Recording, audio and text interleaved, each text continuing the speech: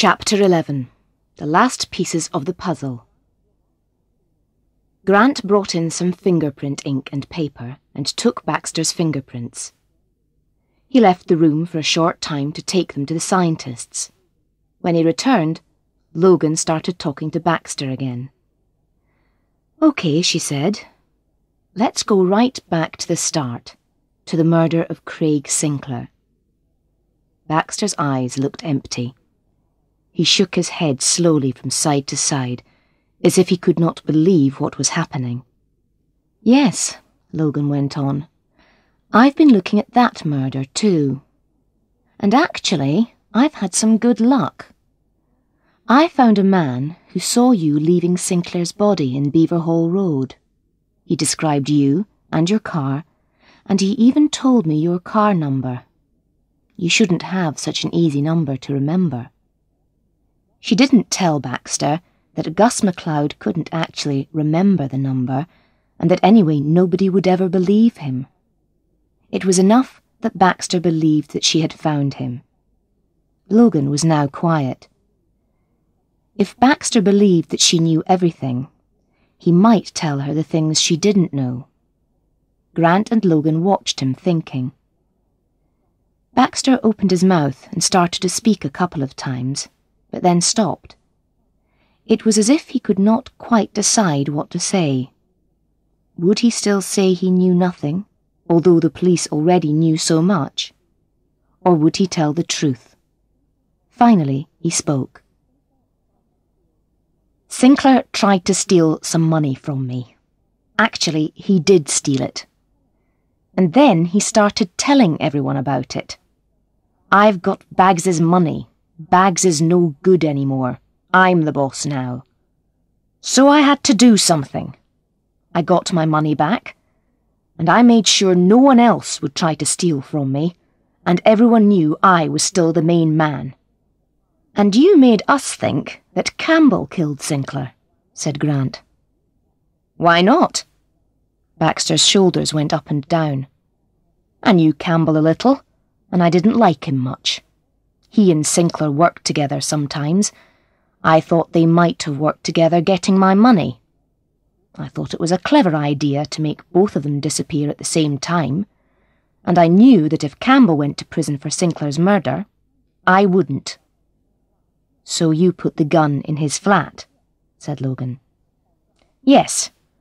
I found a box under the sink in the kitchen. I just put the gun in the box. It was his box. It had his fingerprints on it." "How did you get into his flat?" asked Logan. "It was easy," said Baxter. "I've had a lot of practice getting into houses without breaking any glass." Logan thought for a moment, and then continued. "And what about Morag?" "She did things for me from time to time. She was happy to tell the police that she'd seen Campbell with Sinclair that night. I paid her well for it. I continued to give her bits of work so I could make sure she stayed quiet. And everything was fine until Campbell escaped," said Logan. "Morag rang and told me about it. She'd seen it on the news. She was worried that Campbell would come and see her. She said she wanted to meet me, to talk about it." Logan said nothing. Baxter had stopped talking and was looking at the top of the table. Finally, he looked up. "The stupid woman wanted more money. Campbell escaped, and the stupid woman thought it was a great chance to ask for some more money to keep her quiet.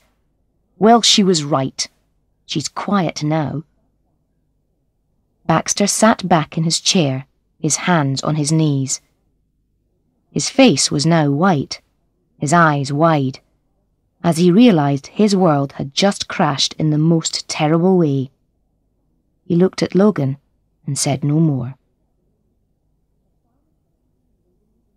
At 5 o'clock, Logan was standing in her office, looking out of the window, and deciding that it was time to go home. There was a light knock, and the door opened. Tam MacDonald came in, shutting the door behind him. "I hear it's all over," he said, walking across the room to stand beside her. Yes, she said. Robert Baxter killed Morag Mackenzie, and 7 years ago he killed Craig Sinclair. I know. I met Sergeant Grant as I came in, Tam said. He turned to look at her. The usual excellent work by Jenny Logan. He smiled, but he could see that she was still serious. Thanks, she said. But I'm sure that Ronnie Campbell wishes the Edinburgh police had done some excellent work 7 years ago. What will happen to him? Asked Tam. Well, first, we have to look at the Sinclair murder again. That will be easy because Baxter's told us everything. Then Campbell will go free. I don't think we're going to worry too much about his escape from prison or his stealing a car. He's had 7 years in prison for something he didn't do. Will he get some money for the time he was in prison? Asked Tam. Quite a lot, I should think, said Logan. I'd rather be free for 7 years than have a lot of money, Tam said. I think Ronnie Campbell would agree with you, said Logan. She turned and looked into his eyes. Anyway, thanks for your help. They were good friends, so she moved forward and kissed him softly on the lips. His arms came up round her body and he held her to him. After a minute, she moved back a little. What about that dinner invitation? He said, smiling. I hadn't forgotten, she said, her hands still on his arms. I'm tired. Let's go back to my place first and decide where to eat later.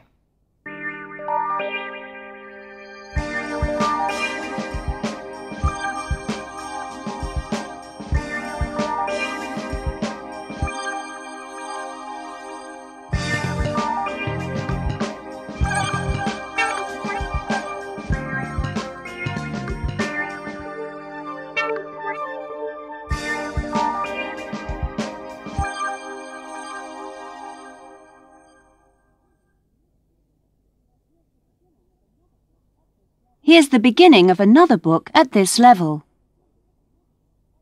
The House by the Sea by Patricia Aspinall. Chapter 1. Old Friends. It was lunchtime. I'd been in the Jolly Sailor pub in West London for about half an hour when I saw a man sitting by himself in a corner of the room. Although I didn't know his name, I was sure I knew him from somewhere. He had grey hair, and he was looking out of the window at the River Thames. I don't usually go to the pub at lunchtime, but it was the birthday of one of the other journalists at work. There were 4 of us. I asked them if they knew the man sitting in the corner. They looked over, but no one knew him. I don't know why, but I just kept looking at him, trying to remember. Finally, when we were all about to go back to work, the man turned round and looked straight at me. He knew me, I could see, because he smiled at me. Who was he? Then I realised it was someone I'd been at university with 5 years ago. I couldn't remember his name immediately. He looked so old. He started to get up from his chair, and I walked over to him. As I got closer, I remembered his name. Carl, I said. Good to see you. What are you doing here? I held out my hand. John, what a surprise. It's been such a long time. He shook my hand and then put both hands on my arms. It's good to see you. You know, you're the first person I've seen from university for a long time. Those were good times, weren't they?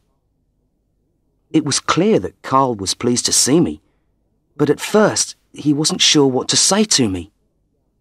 He looked so different from the young, happy student I used to know. We were the same age, but he looked a lot older than me. His hair was going grey, and his face had a worried look.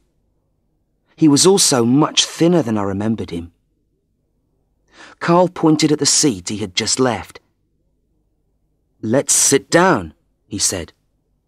I'll get you a drink. I had to go back to work, but Carl was an old friend, a good friend. We'd had a lot of fun together at university. I couldn't say no. Yes, I said. Okay.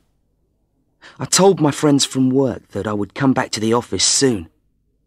They left, and I waited while Carl bought 2 drinks. It was hard to believe this was the same man I'd been to university with. He looked so white and thin. Had something happened to him? Maybe he's just been in hospital, I thought. Because I'm a journalist, I always ask questions. But when Carl came back with the drinks, I didn't say anything about the way he looked.